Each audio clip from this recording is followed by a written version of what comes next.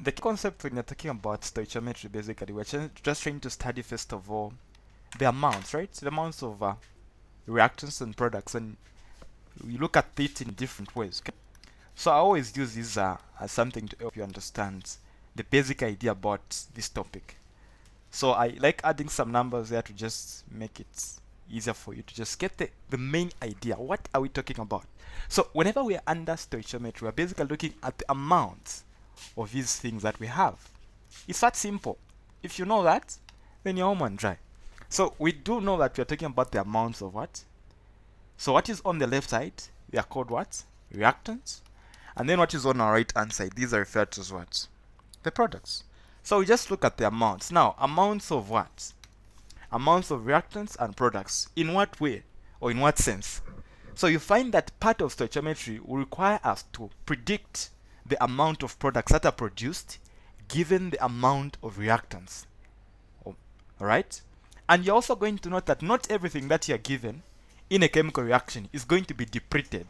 So you find that there's going to be something that is going to be in excess, something is going to be limiting as well. So these are the different things that we get to look at. You look at also the percentage composition, you look at determining the formula of the products that are produced. Okay, so now we're going to make it as easy as possible. Alright, so the first question basically is focusing on something that is just being built up from what you already know. Okay, so I'm sure we all know how to determine a formula of a compound by now from high school. Okay, so where you started from, what you know is a case where they tell you to say a compound is made up of carbon and hydrogen, and then they tell you to say carbon is about maybe 2 grams, and then hydrogen is about maybe 0.4 grams of part of a compound. Okay, so now they ask you to find the formula for that compound, the empirical formula. Right? How do you get to go about it?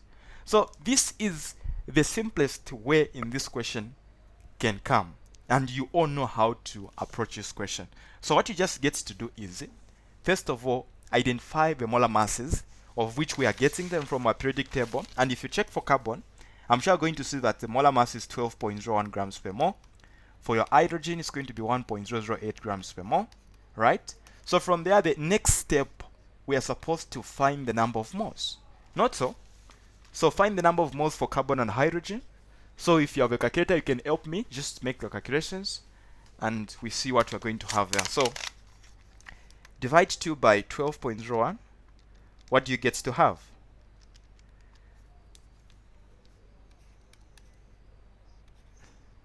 So I want 4 significant figures. 166. Alright, thank you. Then the other part, 0.4 being divided by 1.008. What do we have? 0.3968. Okay.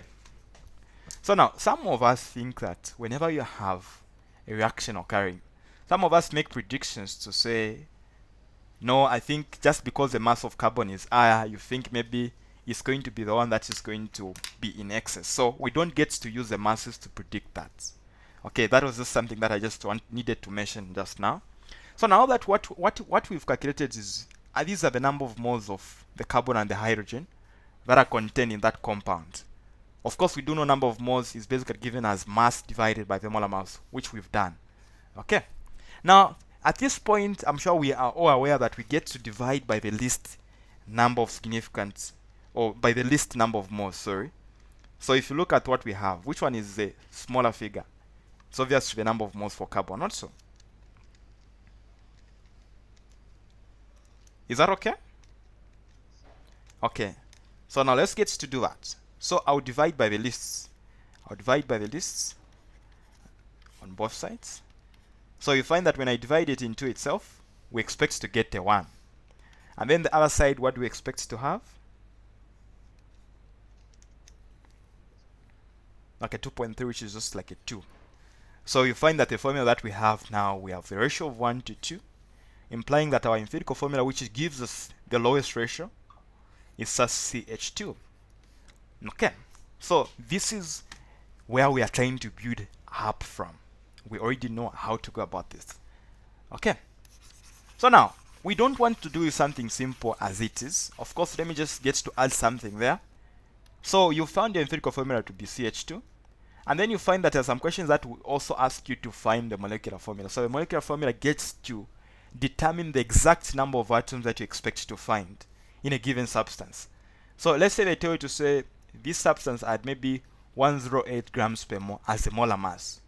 Find the molecular formula. So what you get to do is just multiply the summation, or let me just say the relative molecular mass of what is in the brackets, and then equate it to the given molar mass. And what that means is we just need to add the molar masses of what we have. So for carbon, we do know it's 12.01. For hydrogen, we have 2. So multiply by the 1.008, which is the molar mass of carbon. And then N, then we try to find the value of N. So if you look at what is in the brackets, 2 by 1.008 is going to be what? Plus that. What do we expect to have? So I'm finding a 14.026.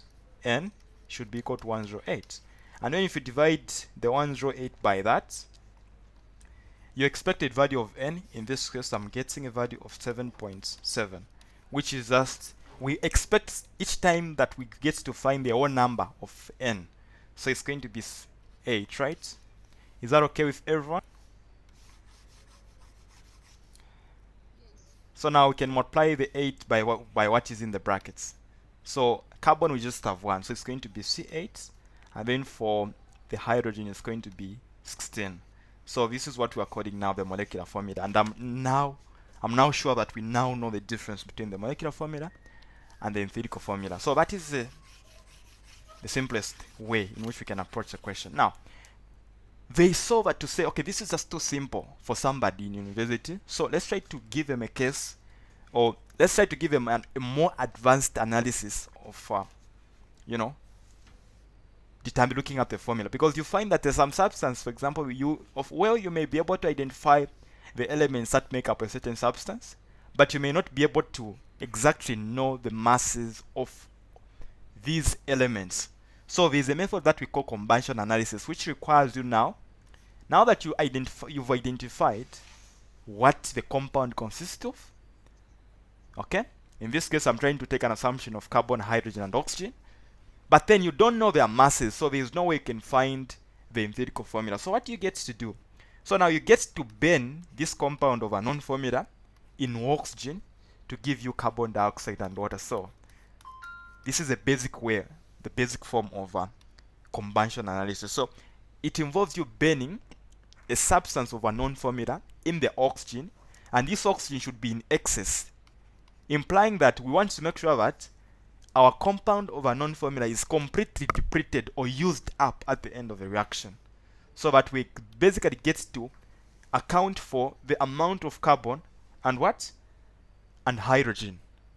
Okay. Now, well, you may not be able to know the formula of a compound, but I'm sure you're able to measure the mass, not so? So you'll be able to measure the mass. So you'll see that in most of the questions, the mass is going to be known, the mass of the entire compound, okay? And then you will also be able to determine the mass of the carbon dioxide and also the mass of water that is produced in the reaction. So now these are the things that we get to work with: the mass of the compound, the mass of carbon dioxide, and the mass of water. They help us come up with a formula of the compound. And this is what we call combustion analysis. Okay, so now how do we get to use this method? So now that we know the mass of carbon dioxide produced and the mass of our water that is produced, what we get to do is we'll look at the carbon, right, in the carbon dioxide. So we'll look at the ratio. So we have one carbon atom in the carbon dioxide. So I'm trying to express the ratio of the carbon in the compound itself. So, and then I'll multiply by the given mass to find what? So I'm using the ratio of carbon in the compound itself to help me find the mass of what? The mass of the carbon content. Is that okay with everyone? Have we understood what I've said there? Is that okay? So now you find that most of the times, yes? You have a question?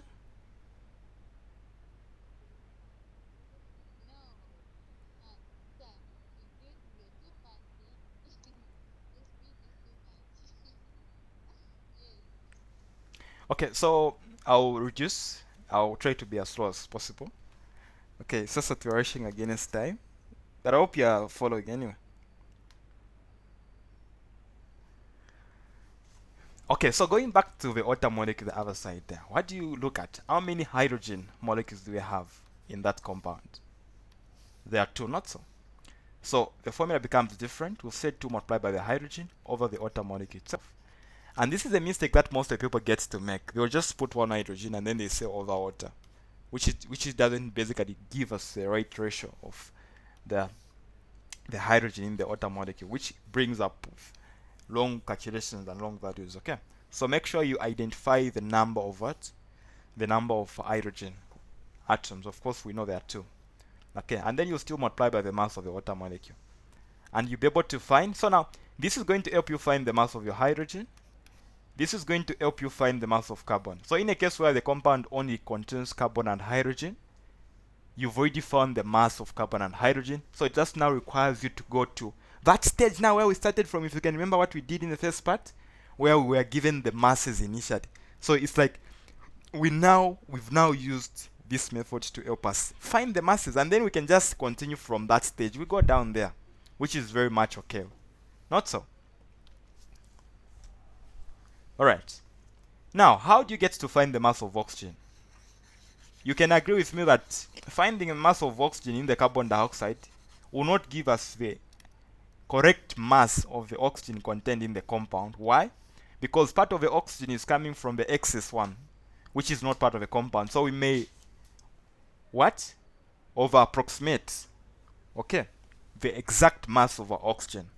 So we don't want that. So now that we know the mass of carbon and hydrogen, and we also know the mass of the compound itself, we can add carbon and hydrogen masses and then subtract from the total mass of the compound. Is that okay? I think I'm done with this question, unless if there are any questions. Do I have to answer it? Or you can try it out. We look at other questions.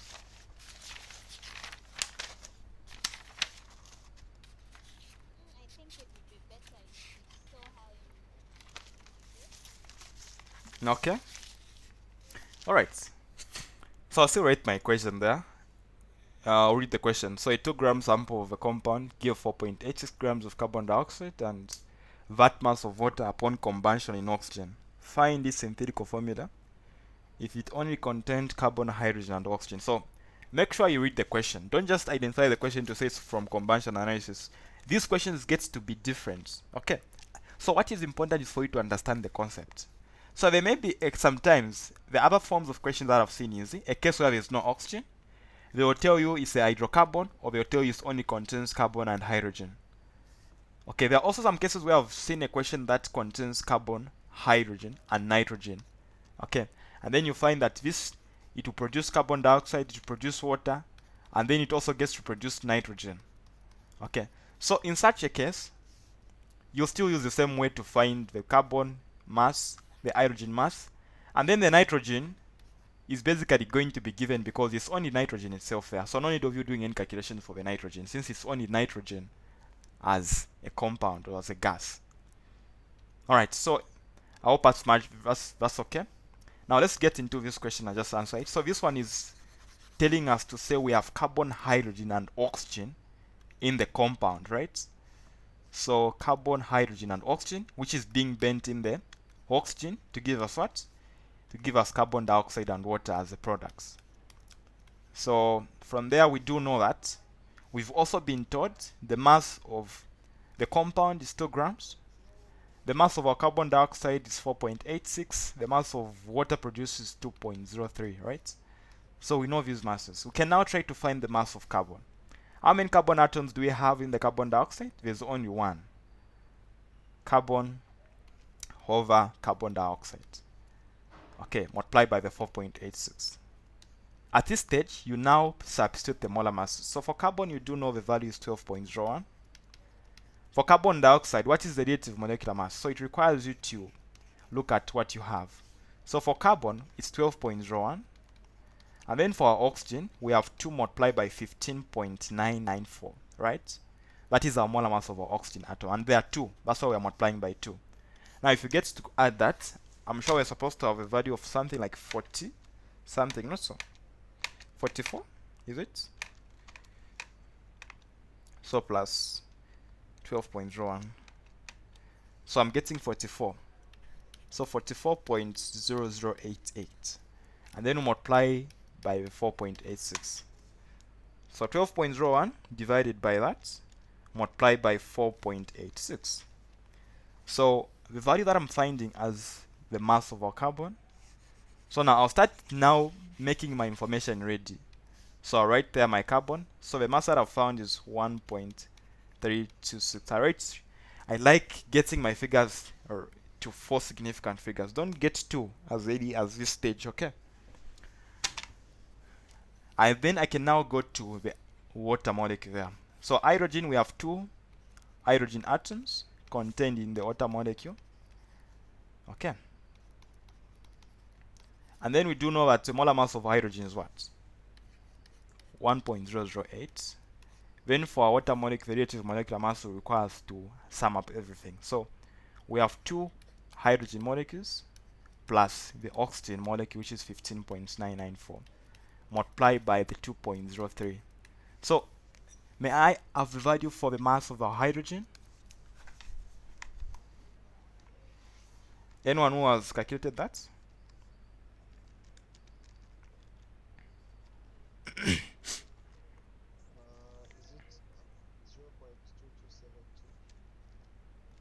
0.2272? 0 point? 227.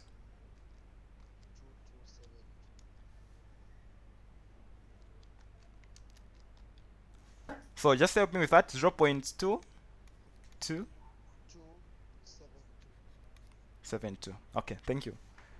Now we can move to the oxygen. How are we going to find the mass of oxygen? What do we get to do? We found the mass of our carbon and hydrogen. Now we need to find the mass of our oxygen. Anyone to guide us, sir?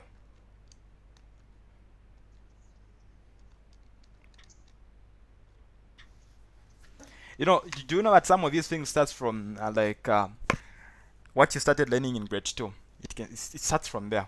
Like it's something practical. Yes? Don't you subtract after we add these 2 masses? Mm-hmm. Then we subtract from the mass. Okay. So thank you very much. So we do know that this compound only contains carbon, hydrogen, and oxygen. So now that we know the mass of carbon and hydrogen, and these are the ones that are basically making up the total mass of the compound. So we just have to add the 2 and then subtract from the 2 grams. So if you get to add these 2, what total are you getting?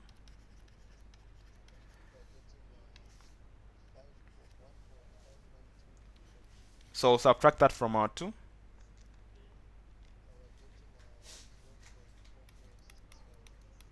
Okay, I'm getting 0.4468. So we have our masses now. Do you still need me to finish this question, or we are done now? We've gone back to that stage where we started from, not so? Where we just add the masses given initially at the start of the question, and then we just divided by the molar masses, got the number of moles, divide by the least number of moles, and then come up with a ratio. Do I have to go through all that? I'm just remaining with about 30 minutes. I'm just remaining with about 22 minutes, sorry. Physics class is supposed to start. I just borrowed some time for us to just do a bit of revisions. So you can finish it up, and then you can send your solutions to the group. We'll be able to review if your answer is correct or not. Is that fine? Okay. So now, question 2. This is basically testing us the understanding of back titration. So what is back titration? Before we just get to answer the question. So what is back titration? So back titration is basically a reaction where you have a substance as well of what? Of a known concentration in this case. It may be of a known concentration, or it may be a substance of a known mass. Okay. So now you get to use back titration for you to be able to find the mass or the volume of that substance. So now let's look at the question that we have. So we have magnesium hydroxide being reacted with the hydrochloric acid, which is in excess, to give us a salt and water. From there again, the second part of the reaction tells us to say again, the hydrochloric acid remaining was measured by titration. So this point tells us to say that for it to remain, it tells us to say that it was what? It was in excess, it was more than enough in the first reaction. Meaning that the other reactant, magnesium hydroxide, reacted completely. Okay. So now we are reacting this excess hydrochloric acid against a base of known concentration, which is sodium hydroxide. I can now write the reaction. So we have HCl reacting with what? Reacting with our sodium hydroxide. This is the second reaction that we have. Of course, we do know this is acid-base titration, right? And then we do know that we have sodium chloride plus what? Water. So now what we are interested in is what is reacting. So I will write the information of the base in the second reaction. So we are told the amount of hydrochloric acid remaining was measured by titration with 0.250 mole per decimeter, okay, of sodium hydroxide, and the volume was 22.80 cubic centimeter. So now what you need to understand in this case is the sodium hydroxide basically in the second reaction was more than enough. It was the one that was in excess. So the all hydrochloric acid that we have is supposed to be completely reacted. So I'm sure you've done your titration. So this is a case where you have the acid in the burette and then you have the sodium hydroxide in what? In your conical flask or whatever container you may be using. And then you start dropping the sodium you start dropping the acid there. So what you're trying to look at in this case is you want all of the hydrochloric acid to be neutralized completely so that you get to now make calculations. So after using sodium hydroxide of this much or of this concentration, we use the volume of that. Now you can basically agree with me that with this information that you've been given, you are basically able to determine the number of moles of our sodium hydroxide that basically reacted.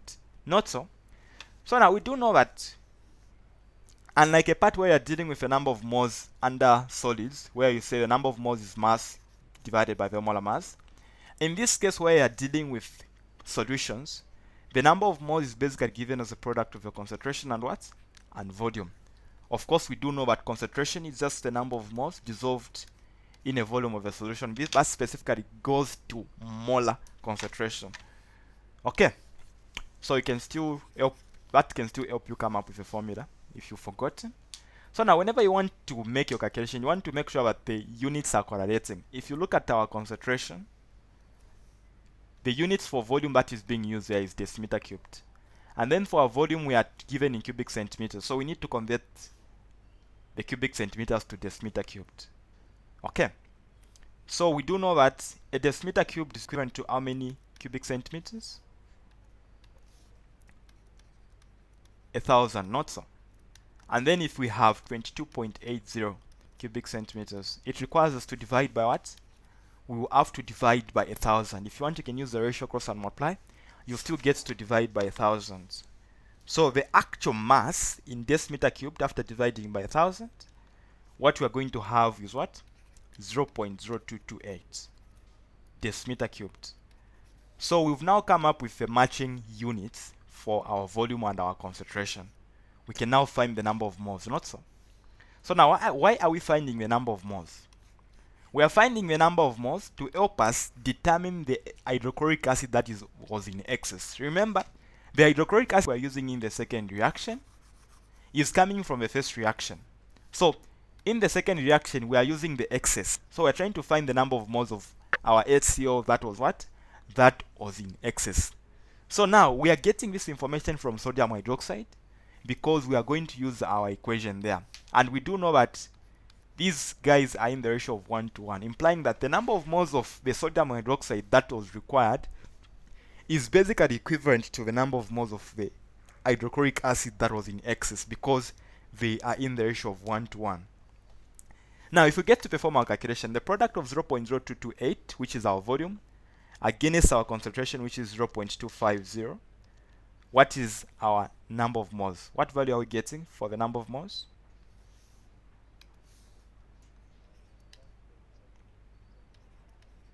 Okay, thank you. You can also just 0.057 moles, right? So we've determined the number of moles. Now you can also make a point there to say, so since it's the HCl, you can just write something like this: the HCl and the sodium hydroxide are in the ratio of 1 to 1.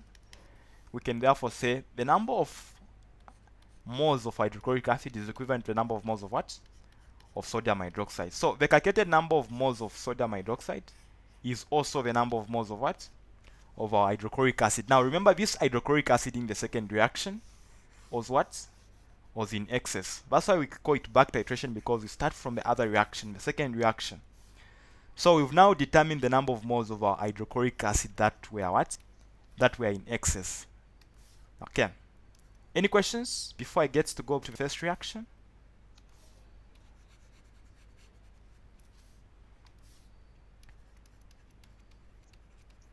Alright, so we've determined the number of moles of hydrochloric acid or our acid that were in excess. Now if you go back to the first part of the question again, the tablet was crushed in exactly 40 cubic centimeters of 0.5 molar concentration of hydrochloric acid. So you get to notice again that the acid, the information about our acid initially was given. We were given its volume and also its what? Concentration. So now, molar concentration means mole per liter or mole per decimeter cubed if you want. Understand that? Okay. Now we want to make sure that we also convert the volume to liters or decimeter cubed. So we'll still divide it by 1,000. So 40 divided by 1,000, what are you going to have? So I'm getting a value of 0.04 liters. So we now have matching units here. We can multiply 0.5 against that to help us find the number of moles. Initially now, we are now trying to find the number of moles that were there at the start. So initially, the number of moles of our hydrochloric acid that we had were 0.02 moles, right? So we now know the number of moles that we started with from the information given, and we've used now the second reaction to help us find the number of moles that were in excess. Now that we know that the number of moles that were there initially and what was in excess, what can we find? We can now basically find the number of moles of hydrochloric acid that reacted. Remember, what you are having initially, you have this number of moles, 0.02 moles at start. Okay, let me just write that again. So we have 0.02 moles of our hydrochloric acid at start. That's what you have at start. Now, part of it is supposed to react in this reaction, the first reaction. It's supposed to react with what? The tablet of magnesium hydroxide. Now, after reacting, we can't basically determine how much reacted, but we can find how much was left after the reaction. So now, we can use what was left after and what was there initially. We subtract them and then get the amount that reacted in the first reaction. Does that make sense? Or I'm complicating things here?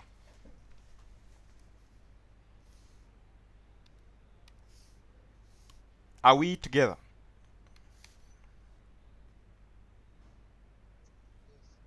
So the number of moles that reacted of our hydrochloric acids were 0.0143.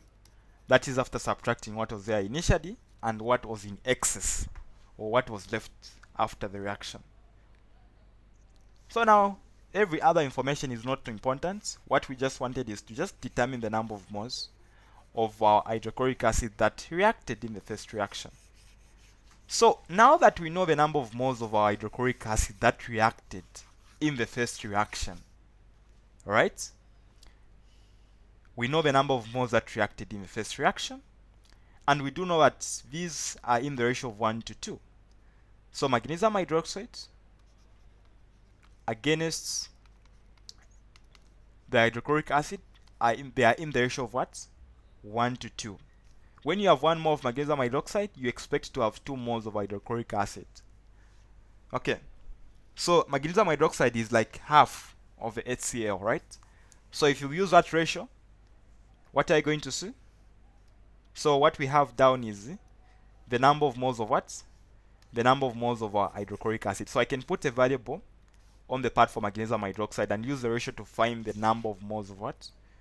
Of the magnesium hydroxide. So we'll basically see that what we're going to have is we're going to end up dividing the 0.0143 by 2, giving us a value of x to be 0.00715.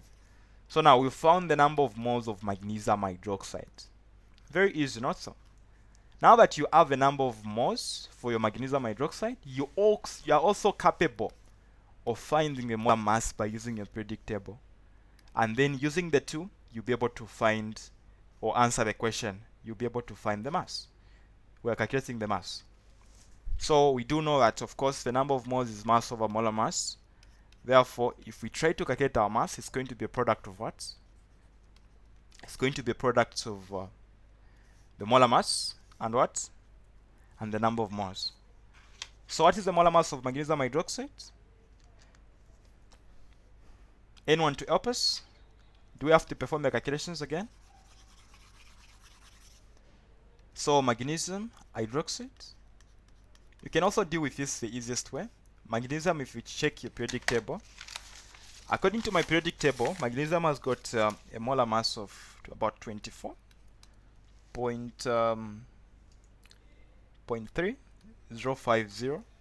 And then for this other part, I'll get what is in the brackets. We have oxygen and hydrogen, right?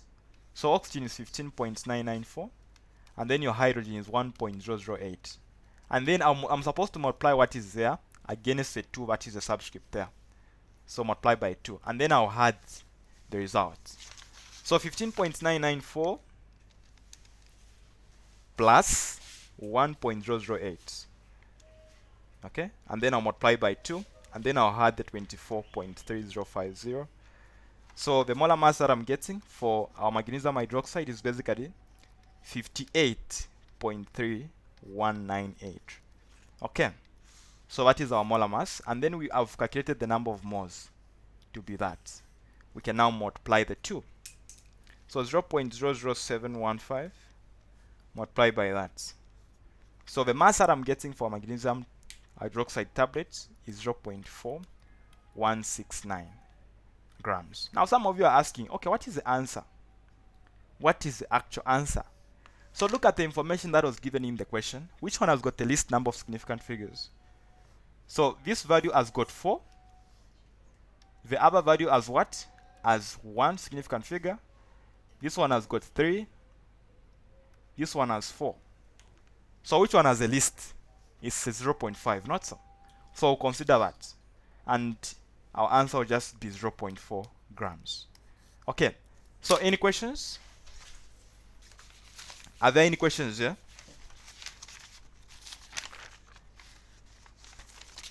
Any questions? Okay, so assuming there are no questions, I think we end here for tonight. Tomorrow we'll continue. I may communicate at 13, we may have a class. Or if not, if we may not have a class at 13, then we'll just continue at 20 tomorrow. Tomorrow we have 2 hours from 20 to 22. Okay, so make sure you're on time. We'll do some questions that are remaining under stoichiometry, and then we'll also look at atomic structure, so that the other day we may start chemical bonding, and then get to look at analytical chemistry and the gases and what's not, just before you get to write your test. So thank you very much for joining in. Just make sure that you're part of the class even tomorrow. Okay, thank you very much. Have a good night.